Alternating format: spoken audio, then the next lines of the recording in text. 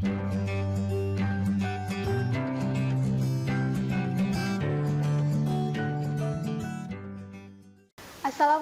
warahmatullahi wabarakatuh. Bertemu lagi dengan saya Agi Hoirunisa. Pada kesempatan kali ini kita akan kembali membahas mengenai materi kelas 10 semester pertama, yaitu mengenai keanekaragaman hayati di Indonesia. Nah, Indonesia ini terletak pada 6 derajat lintang utara sampai 11 derajat lintang selatan, serta pada 95 derajat bujur timur sampai 141 bujur timur. Nah, jadi Indonesia ini berada pada daerah yang beriklim tropis, ya, berada di daerah yang dilewati oleh garis khatulistiwa. Nah, terdapat dua ahli yang memberikan batasan-batasan wilayah, ya, batasan-batasan wilayah yang bisa digunakan sebagai dasar penentuan persebaran flora dan juga persebaran fauna. Tapi untuk yang Alfred Russel Wallace dan juga Weber, mereka memperkenalkan 3 garis. Nah, ada 3 zona persebaran makhluk hidup. Yang pertama adalah fauna orientalis dulu, ya. Kita dari orientalis dulu, dari yang paling barat. Nah, ini dibatasi oleh garis Wallace. Yang kedua adalah fauna daerah peralihan. Nah, ini dibatasi oleh garis Weber.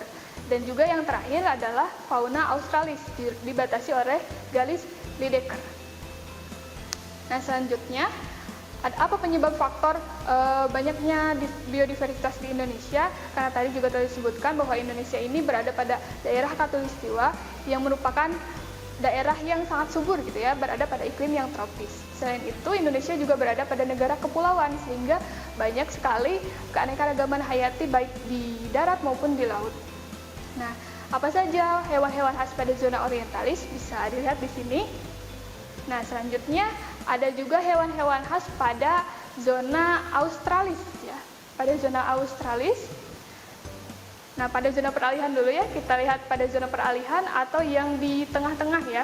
Kita lihat di sini ada beberapa macam hewan-hewan. Nah, dan selanjutnya ada juga fauna daerah australis. Nah, di sini, ya. Nah, selanjutnya hanya flora saja yang dibatasi atau dikategorisasikan, gitu, ya, penyebarannya. Tidak, ternyata ada flora juga. Nah, yang pertama, flora pada zona orientalis yang pertama adalah memiliki berbagai jenis tumbuhan kayu yang berharga seperti jati, meranti, kruing, mahoni, dan juga sejenisnya. Selalu hijau sepanjang tahun, jadi daerahnya sangat subur sehingga selalu tampak hijau dan juga bersifat heterogen atau banyak sekali jenisnya. Selanjutnya, flora pada zona peralihan. Ada Lomusei atau Ficus minaceae, ya, ini salah satu jenis ficus-ficusan. Selanjutnya ada Govasa, ada Ebony, ada anggrek, ada lontar, ada ajan, ada cendana, cengkeh, dan juga ada yang lainnya. Selanjutnya, flora pada daerah australis juga sama seperti itu, ya, terdapat khas-khas yang lainnya, gitu. Nah, kemudian nilai manfaat keanekaragaman hayati yang ada di Indonesia, tentu yang pertama adalah nilai konsumsi, ya, bisa digunakan sebagai bahan konsumsi baik hewan maupun tumbuhan. Selanjutnya nilai ekonomis.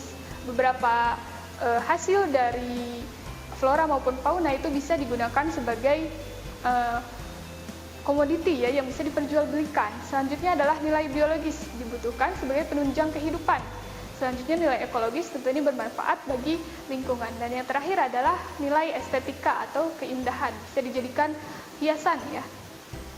Nah, selanjutnya konservasi keanekaragaman hayati. Jadi keanekaragaman hayati yang ada di Indonesia ini yang melimpah ini perlu dilestarikan supaya nantinya bisa tetap ada sehingga bisa dinikmati oleh anak cucu yang selanjutnya, gitu. Yang pertama ada jenis pelestarian in situ. Nah, ini adalah jenis pelestarian yang dilakukan di habitatnya. Contohnya adalah Rafflesia arnoldi di tempatnya asli, kemudian ada badak Jawa di ujung kulon dan lain sebagainya. Nah, selain ada pelestarian in situ, ada juga yang namanya pelestarian ex situ. Nah, ini sebaliknya, ada di luar habitatnya. Nah, biasanya berupa kebun raya, kemudian taman nasional dan lain sebagainya, ya. Ada kebun botani, kemudian kebun koleksi, dan masih banyak lagi. Sekian saja untuk materi dari keanekaragaman hayati di Indonesia. Wassalamualaikum warahmatullahi wabarakatuh. Kunjungi sosial media lainnya seperti website kami di pkbmalfata.com, Facebook PKBM Malkota Manunjaya, Instagram PKBM Malkota Official. Dan terima kasih telah klik video ini. Jangan lupa like, comment, share, and subscribe untuk menunjukkan dukungan kamu terhadap channel ini. Enjoy the video PKBM Malkota.